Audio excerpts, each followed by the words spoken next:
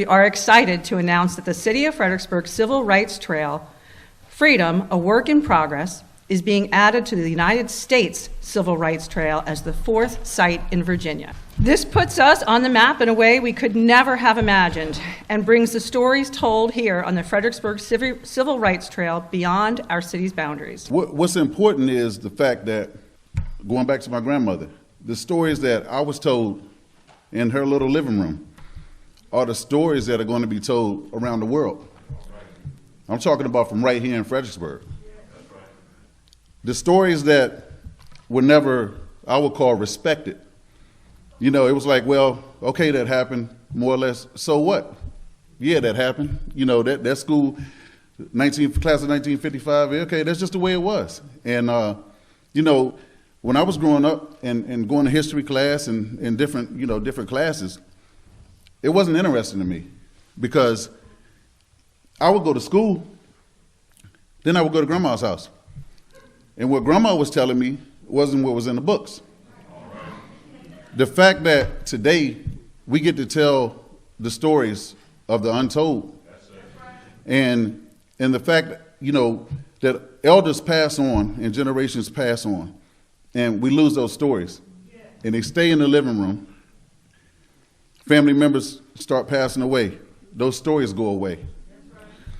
I'm glad that I was, I'm glad that I was open-minded enough to listen to my grandmother to some of those stories. Sitting on city council, it's been a lot of conversations we had over the years about different things. And when I would look around the room sometimes, like, nobody knows. Nobody heard this before. You know, different situations, like, whoa, nobody heard this because it was my normal. And I started to realize that a lot of people's normal, what was in the books, is what they took a test to. It's what they took, they got 100, or did they get a B? Did they pass the test? But what the facts there, and in the city, we made a commitment years ago to tell the rest of the story. And it's real because the rest of the story exists. It's out there. And it was more of a myth when folks would talk about different things that happened in Fredericksburg. And not to over-reference the slave block, but a lot of people didn't know that folks didn't want to walk on that side of the street, right? Didn't even want to walk on that side of the street because it was there. The fact that the community, this community, your community, our community, came together and had discussions about what these different things mean. And the fact that we're able to stand here today and be able to move forward and tell the story.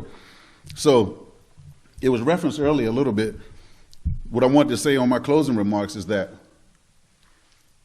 his story and her story can be told in different ways. And as long as we tell the story over here and we tell this story, we're always going to be divided. I'm going to say it again.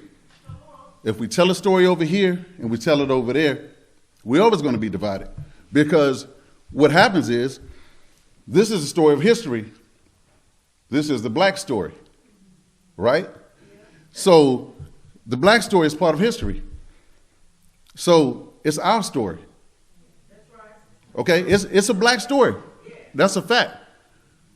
So now when we speak on it in the future, it's our story, right? And everybody try to figure, well, how do we come together? Well, how do we do this? How do we do that? Stop separating our stories. That's how we do it. There's an African proverb that says, when an elder dies, it is though a library has burned. We've heard a lot of stories here today that need to be told and retold for future generations.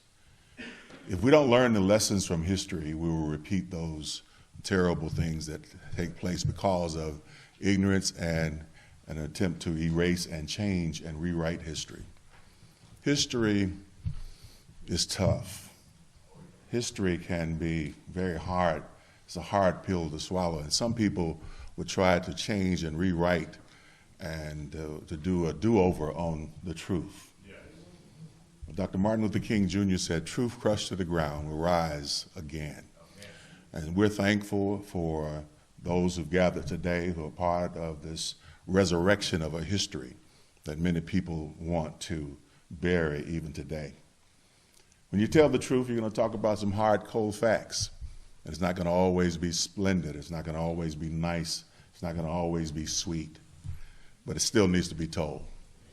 Because if it's not told, we will be doomed to repeat those terrible lessons again.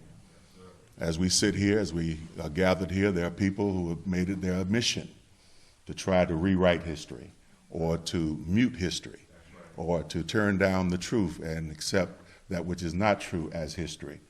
All of us here today, by our presence, we have gathered to say to those who would try to rewrite history, it will not happen.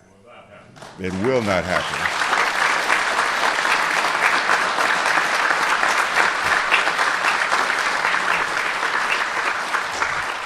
And it cannot happen because truth matters. It's really what it represents for this next generation. And to have this trail now coming on to our campus, for our students to see an example of what is possible. If you're willing to fight the fight, you can win the victories. It offers hope, it offers inspiration to the next generation. And for that, Victoria, Chris, and everyone else who made this possible, thank you so much. So a 21-stop trail online and in print, 16 oral histories, 6 event, 3 wayside panels, 1 history panel, 2 state markers, 2 awards, $3.9 million in earned media, and being added to the site to the U.S. Civil Rights Trail.